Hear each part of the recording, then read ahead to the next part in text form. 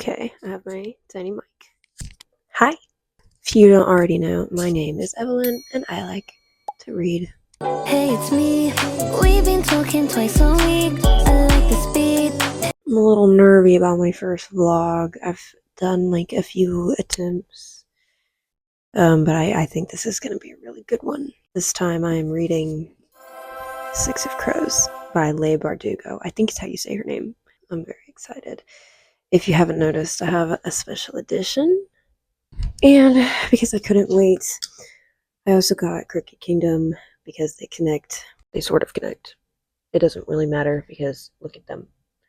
Look at them.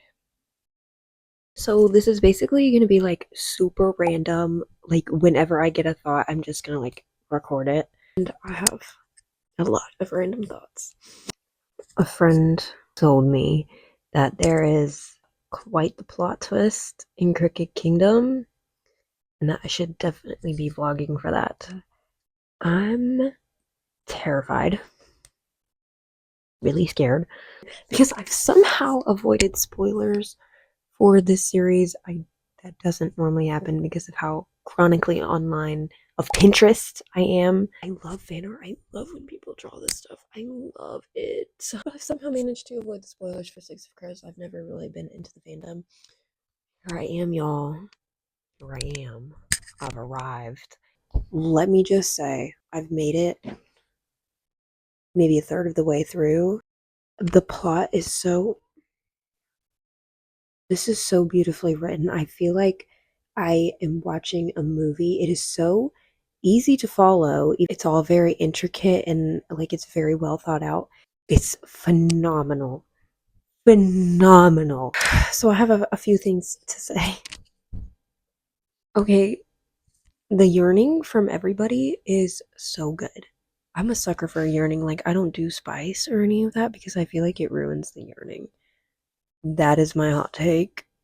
I don't know if that's an unpopular opinion or not, but I personally think that spice ruins everything. It ruins the romance. But the yearning, absolutely perfect. And not all of it is even romantic yearning. It's like they yearn for love and friendship. Kaz Brekker. He's so my type, it is not even funny. But also Matthias. First chapter, by the way, his first chapter from his point of view. First paragraph. Matthias was dreaming again, dreaming of her. In all his dreams he hunted her, sometimes through the new green meadows of spring, but usually through the ice fields, dodging boulders and crevices with unerring steps. Always he chased, and always he caught her. In good dreams, I feel kind of uncomfortable reading this aloud. These walls are too thin, genuinely. In good dreams, he slammed her to the ground and throttled her, watching the life drain from her eyes, heart full of vengeance. Finally, in bad dreams, he kissed her. This is chapter 7. I tell you, I was literally exploding. Look at this man. He's in timeout. Kaz is in timeout because he's being a not so nice word. And calling your homeboy big 3 times in one page. Sometimes the big ones didn't know when to stay down. Kaz, just because you're a twink doesn't mean you get to hate on fat people. Okay, so I'm out by the pool. I was out by the pool, obviously. I'm just, oh no, they're in trouble. Their ship just got blown up. Okay, Kaz has a decoy. Average Kaz thinks. He didn't tell anybody. Average Kaz thinks. Everybody's in trouble, okay? Because they have like 1 million people after them because, everybody wants 40 million bucks. I want 40 million bucks. Like, oh, well, Jesper and Wylan make it out okay. Jesper shot in the leg, probably gonna be fine. He's probably endured worse before. And I just get stabbed in the side. Okay, light work. We can deal with this. She's about to kill herself. Pause. Let's rewind. Let's rethink what we're doing here. Kaz arrives. My man. Okay, he's here. He's here and he's saving Edge. He's gotta keep his body because I want to keep her too. She remembers when they first met. She's grateful that he's come to get her. She's grateful that He saved her from the menagerie. She's like, you came back for me. You came back for me. Thank you. And he goes, I protect my investments.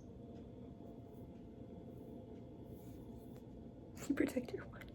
I know he has big fish to fry. 40 million bucks on the line. But you're calling your girl an investment. Can we forget about money for like 2 seconds? Can we look in? Everybody is being so rude to each other right now. Nobody's getting along. Matthias is like, I need to murder this girl, but I also... I can be needy. Jesper is my king, as usual. Jesper, just keep doing what you're doing. I love you. You're my emotional support diva. Come in the room, come in the room, come in the room. Hey, our girl Inej has woken up. She's okay. I love Jesper. I love Nina. I need Kaz's record to lock in. I'm on chapter 18. Look at that man. What a man, what a man, what a man, what a mighty good man. Okay. The chapter starts with it 2 days after she emerged from the surgeon's cabin for Kaz to make himself approach Inej. She says, you know I can make the climb, Kaz, and you know I'm not going to refuse. So why ask? Because I've been looking for an excuse to talk to you for 2 days. Instead, he says, I want to make sure you know what you'll be dealing with and that you're studying the plans. Bullcrap! Absolute utter BS. She's nervous. She's nervous about them making it out of the ice court. He goes, I'll get us out. You know that. Tell me you know that. He needed her to say it. This job wasn't like anything he'd attempted before. Every doubt she'd raised was a legitimate one, and only echoed the fears in his own head. He'd snapped at her before they'd left Ketterdam, told her he'd get a new spider for the job if she didn't think he could pull it off. He needed to know that she believed he could do this, that he could take them into the ice court and bring them out, feeling whole and righteous the way he'd done with other crews and other jobs. He needed to know that she believed in him.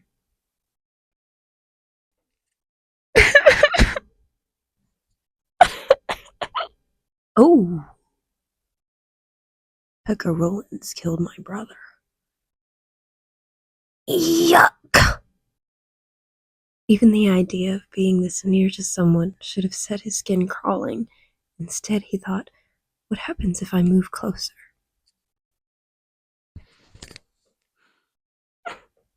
Okay, update. They are in the ice court. They have gotten past quite a few checkpoints. They are disguised as prisoners. I'm low-key scared. Like, I feel like they make it out of this because they're them, but Miss Lay is doing a very good job of making me feel like they're not gonna make it out. Okay, my mic died mid-video, so I literally said 9 minutes worth of stuff, and I look like a freaking idiot because there's no audio whatsoever.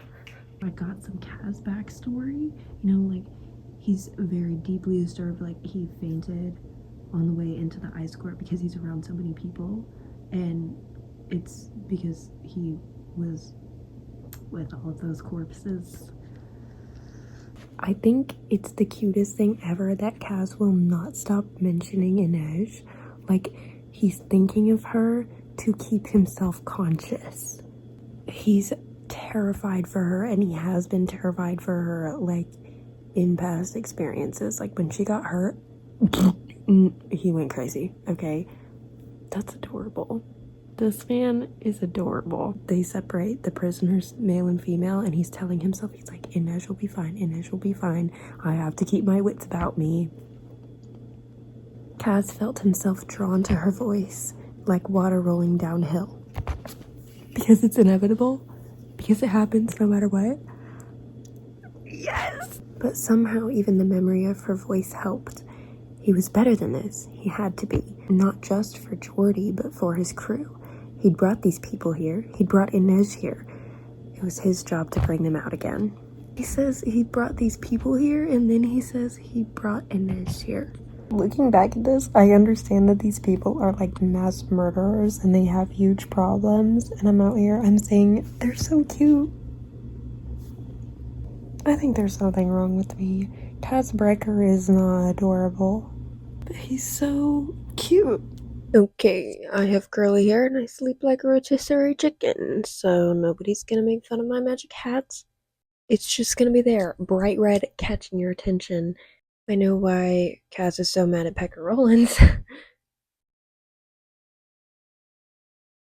I don't know if I have the full Kaz backstory, but I think he's really just angry because he has to have a kill or be killed kind of mindset to live in the barrel. He has to survive, and he's gotta be mean to do it.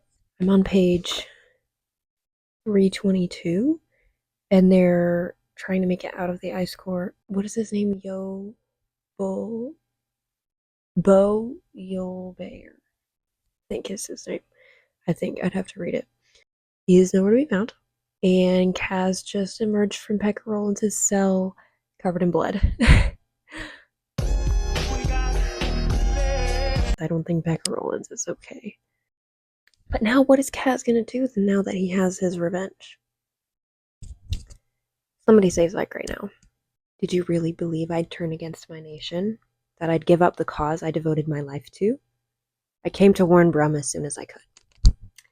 Say you're lying, because I know this is not real. I know for a fact this is not real. Everything is exploding in our faces. Inej got discovered. Nina got discovered. I don't know what we're gonna do. Where is Kaz? How long has this facility been here? I had it built almost 15 years ago. You what?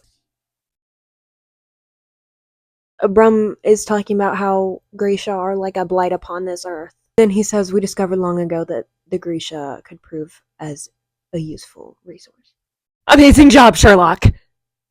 That's wonderful. Great discovery. Are these tide makers on Jertaparim? Because sometimes this book can give me very disturbing images. Like Kaz taking out somebody's eyeball. We love that. Blood just being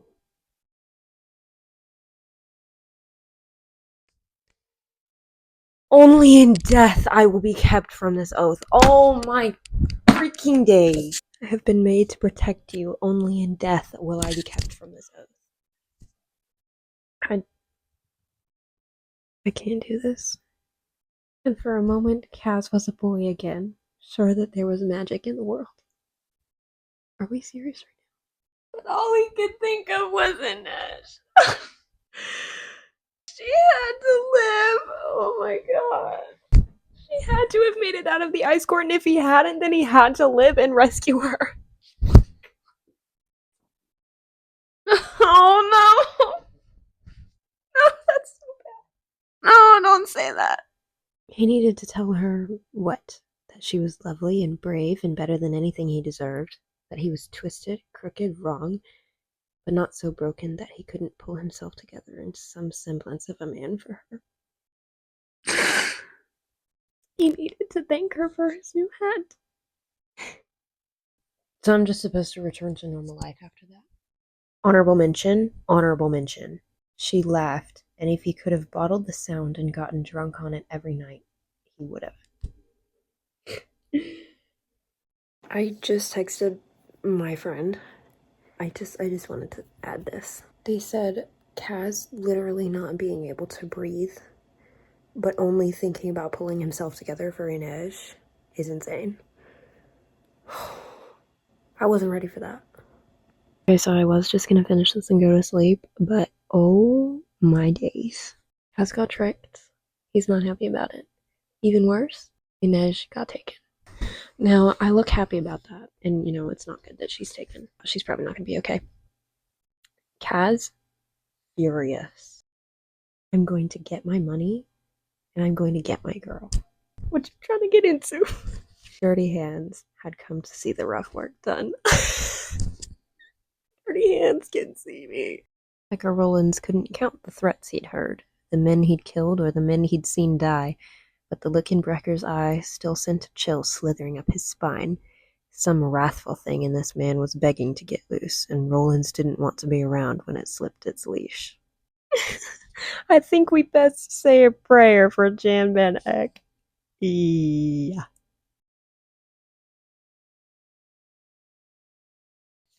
So basically what you're saying is I'm gonna go pick up Crooked Kingdom right now.